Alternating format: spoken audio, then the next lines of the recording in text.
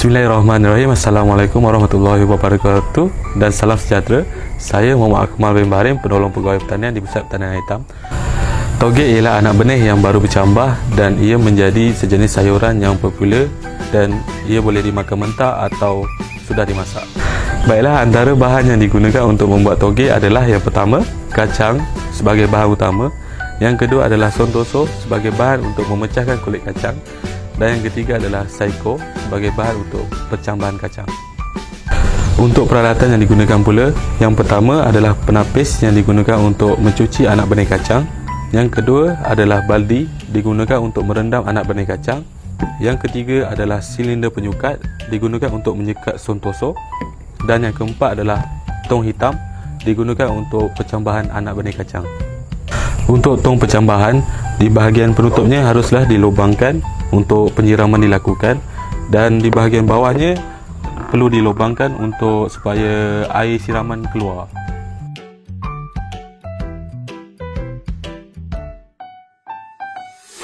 Baiklah, sekarang saya akan tunjukkan prosedur penghasilan tauge.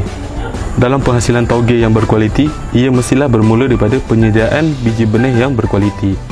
Biji benih kacang yang telah kita pilih hendaklah diasingkan daripada bahan-bahan asing dan biji kacang yang rosak. Jika tidak, biji kacang yang rosak akan busuk semasa proses percambahan dan ia akan merosakkan tauge yang kita hasilkan.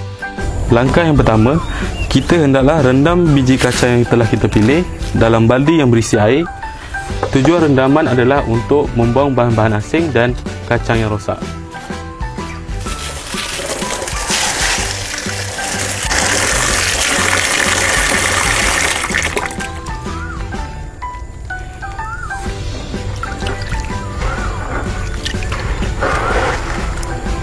Baiklah, setelah itu kacang tersebut akan dicuci sebanyak 2 hingga 3 kali sehingga betul-betul bersih.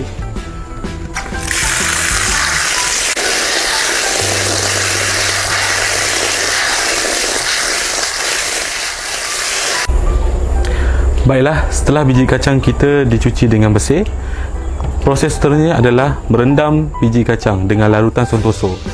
Nisbah yang diperlukan untuk 1 kilo kacang adalah 10 ml sontoso dan 4 liter air. Seterusnya, kita akan masukkan 10 ml sontoso ke dalam baldi dan 4 liter air.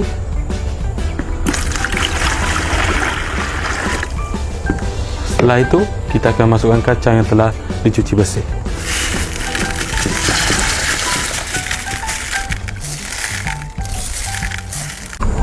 Untuk rendaman pertama, iaitu rendaman dalam larutan sontoso, rendaman ini dilakukan selama 8 hingga 12 jam. Baiklah, ini adalah hasil yang kita dapat setelah membuat rendaman dalam larutan sontoso selama 8 hingga 12 jam. Jika tuan-tuan dan puan-puan lihat, kacang kelihatan kembang dan mula tanggal daripada kulitnya. Berat kacang akan bertambah antara 50 hingga 100 gram selepas rendaman.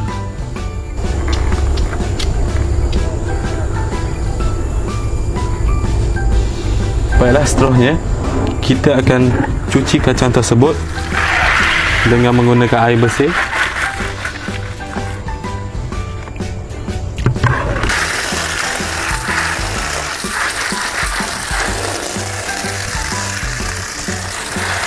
Akhir sekali, kita toskan kacang tersebut.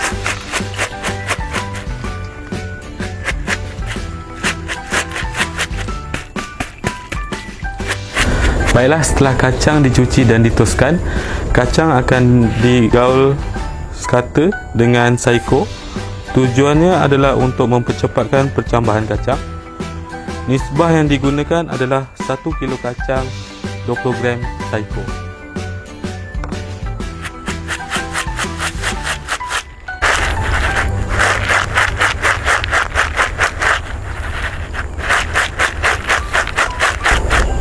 Baiklah, setelah saiko digaul rata dan sekata, proses seterusnya adalah kacang tersebut akan diperam dalam tong percambahan selama 8 hingga 12 jam. Baiklah tuan-tuan dan puan-puan, setelah biji kacang yang kita peram semalam dengan saiko selama 10 hingga 12 jam, tuan-tuan dan puan-puan akan dapat hasil seperti ini, di mana biji kacang akan mula bercambah sedikit.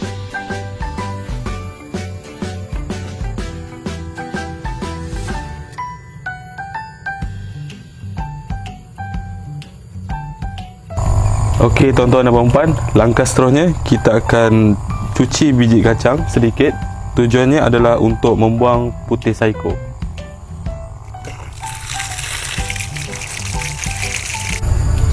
Okey, kita boleh lihat putih-putih saiko dah tiada ya.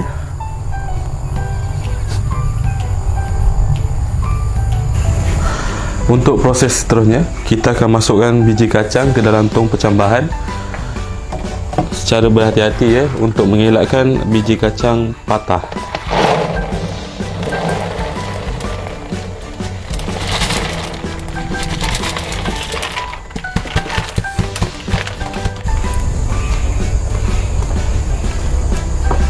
Selepas itu, untuk mendapatkan pertumbuhan yang sekata, kita akan letakkan netting tambahan untuk tambahkan gelap dalam tong tanaman. Sekarang saya akan tunjukkan kaedah siraman. Kaedah siraman ada dua jenis, sama ada secara manual ataupun secara automatik. Untuk yang manual, kita akan gunakan watering can, dan yang untuk automatik, kita akan gunakan sistem tangki, di mana air yang dalam tangki akan dipump dan direct ke tong percambahan.